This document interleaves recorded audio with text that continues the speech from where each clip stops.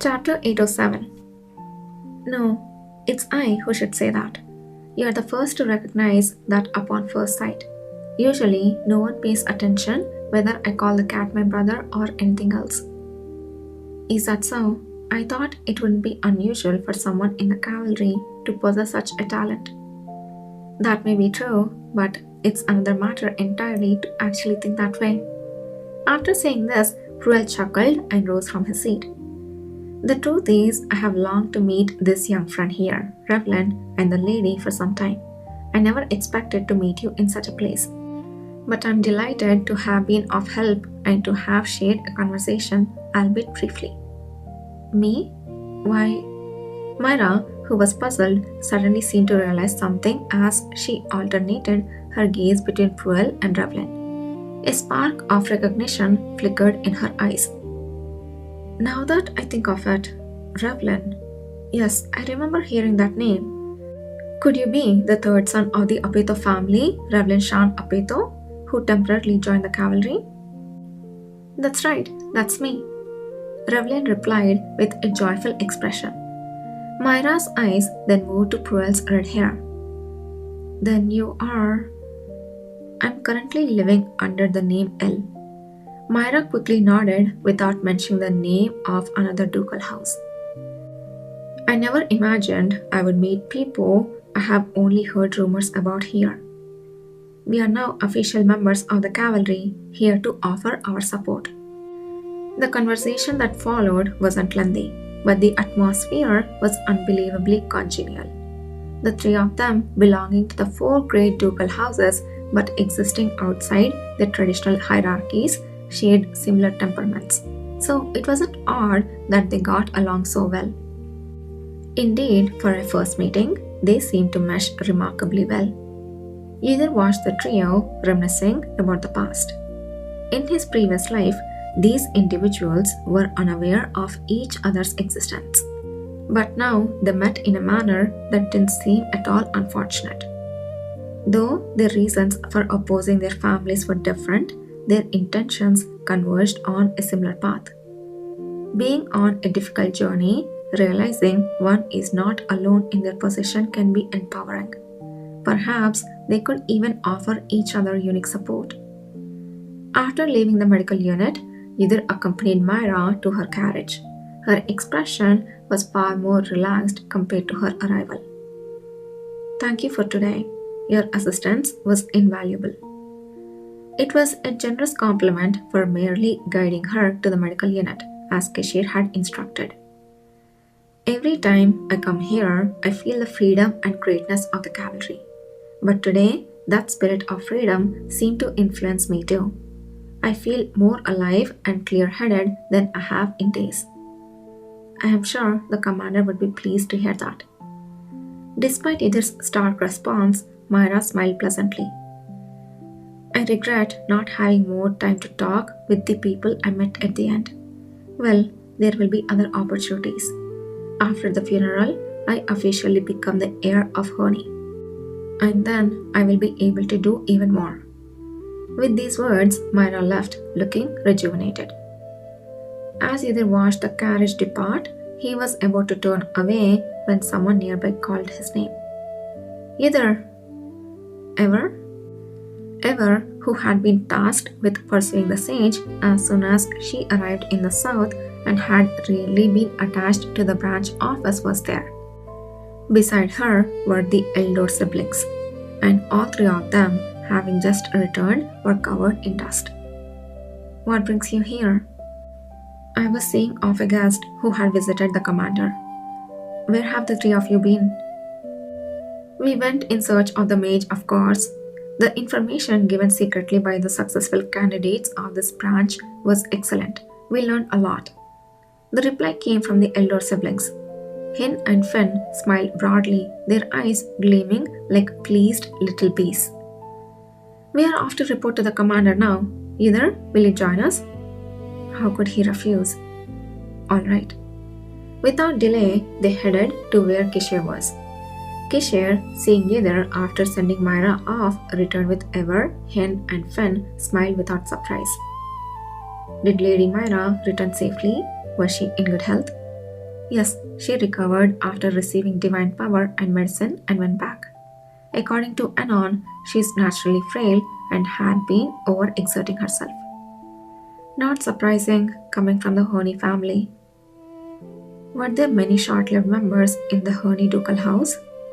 After mentioning with a composed face that he should send Lady Myra some restorative medicine, Kishi turned his gaze to Ever. Now, Ever, have there been any developments in the task you're assigned? I hope you bring good news. Ever's gaze hardened. Yes, with the help of many here at the branch, I have gathered information about the sage and tracked the movements of the Star of Nagran's southern base. We concluded that the sage arrived safely at the base recently, but for some reason left again. Please look at this first. Ever carefully drew out a map of the south. It wasn't detailed like a military map, but that wasn't the important part. On the map, a bright red ink line traced a route, starting from the north of the south, passing through several cities to the desert, then moving towards the coast between the line broke off. And in the desert, a large circle was marked, Ever explained. The circled area in the desert is where we believe their base to be. They use their abilities to completely hide the place from people's minds. So even those who are part of it find it difficult to pinpoint its current location. It was not just hidden from sight, but from the mind as well. Unless you were the hider or a few specific people, it was difficult even to think of or remember the place from outside. The method of entry was similarly convoluted. It was easy to leave but hard to re-enter, according to testimonies from former inhabitants of the Star of Nagran. They are particularly adept at concealing their bases, as we have seen in the West. Yes, but while finding the exact location of the base is difficult, the method of entering and leaving it hasn't completely changed. The sage and Diamond seem to have used this route to reach it. Of course, tracking them down was not as easy as it sounded. The Empire's land was vast, and finding those determined to hide and move stealthily was a very difficult task. Thus, Ever reported that she had tracked based on Diamond's appearance rather than the sage's. The sage is clever at concealing himself, but Diamond is noticeably conspicuous. We were able to trace their path thanks to the traces he left in people's memories at various places. We helped Ever, Devran too. Devran couldn't come with us as he's still gathering information. The elder siblings interjected as if they had been waiting to say this. It seemed that Devran's absence was due to this reason. Kishir nodded and focused on the last part of the path drawn on the map. Good, this is where they were last seen, moving northeast from the base. If we continue this line straight from there, Kishir's finger traced at the end of Sage's last known path. Extending the line in the same direction, it ended at Charloin. As expected. Okay, it's going down. I thought the major arc of Charloin was done, but I don't think so. I think there will be a second major arc of Charloin. Previously, Kishir and Yidr had predicted that the sage would come to the south, specifically targeting the cavalry and Kishir. The cunning sage would have to target Kishir to preserve his own life and curry favor with Duke Diarca. To do so, he would have to come to where they were. Besides, this southern region is where the Star of Nagran's southern base is. Anyone would think it's a natural choice to reinforce there before coming here. But did things go as planned? It was hardly an exaggeration to say that most of those who should have guarded Star of Nagran's southern base were now absent. It wasn't hard to imagine what the sage would have found upon his arrival. Thinking he would find a stronghold only to discover it in ruins must have shocked him. The sage, trusting only his own followers remained at the base, would have gone there. But The more capable fighters among his loyal brainwashed were now locked up in the underground dungeon of the cavalry southern branch. The sage, he must have been seething with frustration and shedding tears in his way here. Ah, what an amazing sight! Yet there was no sympathy. A normal person might give up and run away to save themselves at that point. But the sage, even in a disadvantageous situation, was trying to get to Charlemagne by any means necessary.